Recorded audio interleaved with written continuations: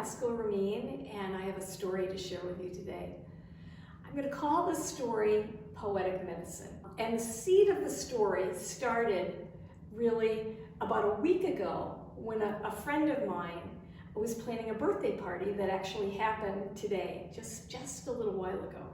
It was going to be a Zoom call with 6 women, and her request was for us each to bring a poem and share that poem, and then we would speak about all these 6 poems.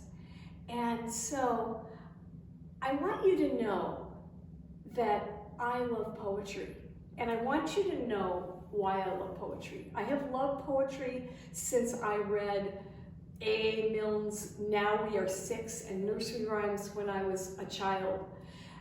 There is something about reading words out loud, words that are in neat little gift packages, not an essay, not a novel, that you breathe breath into the words and they become a poem. And so for me, poetry takes all different forms. And for the last year, it has been my practice every day to find a poem that I love and write it in a journal, and just every day keep a journal of poems I love. So I'm sitting here with 4 handmade books full of poems from this pandemic year, where every day I took a poem and breathed life into it on the page. And also this year, what I have done is I have attended at least twice a month Zoom writing workshops through Joy Center.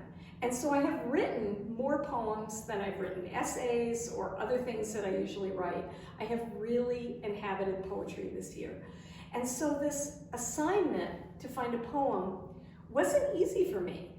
I thought, you know, I love so many different kinds of poems. There are poems that feel like they deeply speak to nature, and they're poems that speak to our spiritual side of us. They're poems that sing like songs. They're poems about everyday life. And I had a hard time deciding what I wanted to share for a poem. And so, you know, I looked at several different ones. And then I thought, you know, I've been writing poems. Is there a poem that I've written that I'd like to share? And right now, I'm in the middle of writing one.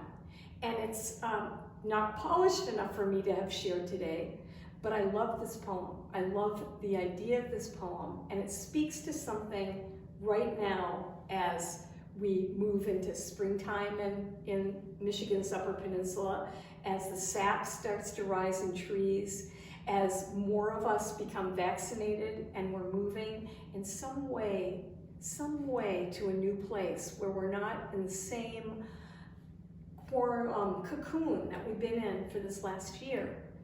And so this poem that I'm in the middle of writing is a poem about me sitting across from a little girl who is 5 years old, who I love dearly. And this little girl and I are both eating a cupcake.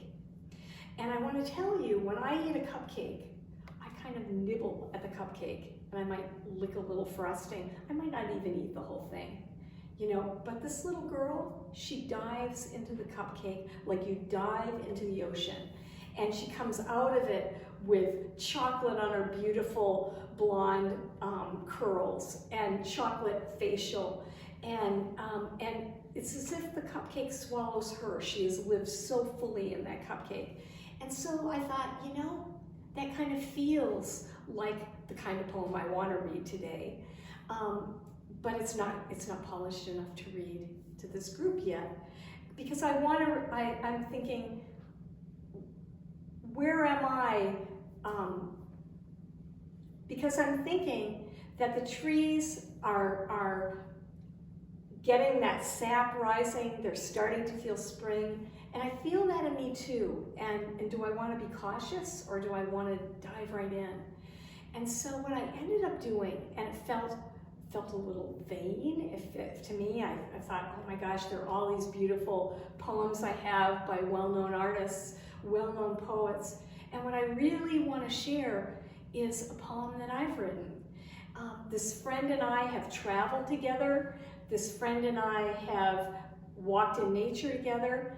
And this friend is adventuresome. And what do I want to share with this friend? And what do I want to share with myself right now? And a poem came to me that I wrote several years ago, a trip that my husband and I were taking. And so in this group where people shared different poems, I ended up sharing a poem that I wrote myself. And I thought, well, you know, why not? We are all poets. We're all living lives. We're all speaking words out of our mouth that we can breathe life into and they become poetry. Why not read this poem? And I want to read it to you right now. It's called La Dolce Vita.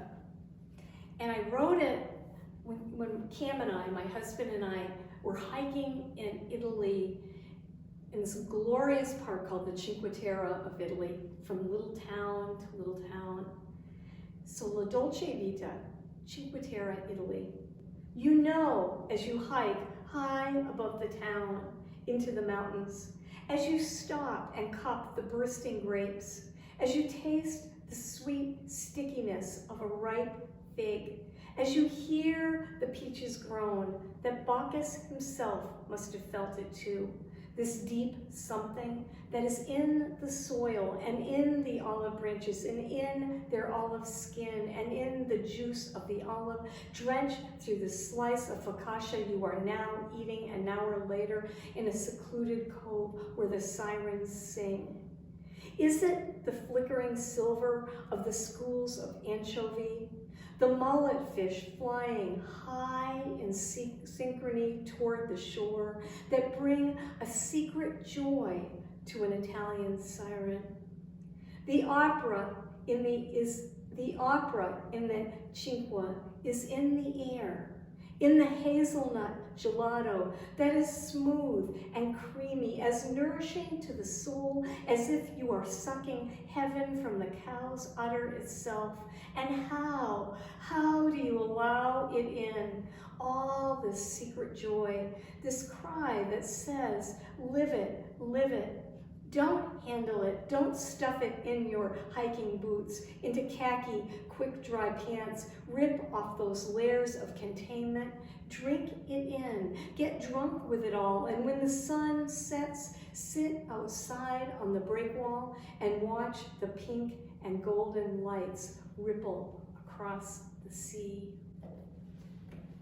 And so why am I sharing the Cinque Terre with you today and this poem and poetry as medicine? So not all of us want to write poetry, maybe. Maybe not all of us read poetry. Maybe not all of us say we are poets. But we all live these lives as conscious as we can. And I really, truly believe that our lives become poetry. And maybe as we move into March, as we move into this time where we are coming out of a year-long cocoon, maybe there's a poem that really speaks to you the way that this one today spoke to me, and I shared with a friend that I hope it spoke to her. And to know that you can breathe that in, and that can be your mantra for the day. It can be something that you live with. And I think I'm also sharing it with you because I think this poem can be for all of us right now. Whether we are in Italy, which maybe we will be sometime this year, but maybe we'll just walk out our door, and why not La Dolce Vita seize the day right in our neighborhoods and see that the trees are coming alive, there's a soft breeze in the air, maybe a bird is flying overhead, we go home and we taste the food. We can live that fully, that freely, that without containing ourselves in these tight little boxes. I think it is time. It's time to really savor life and to let ourselves fly a bit. And so that's my wish for you, to maybe find a poem that you love, and to feel that poetry inside of you in your moments through this day and the next and the next. And I'll be back in a short time with another story for you. And until then, be well. Ask yourself what brings you most alive, and feel yourself living fully, seizing the day. Bye-bye.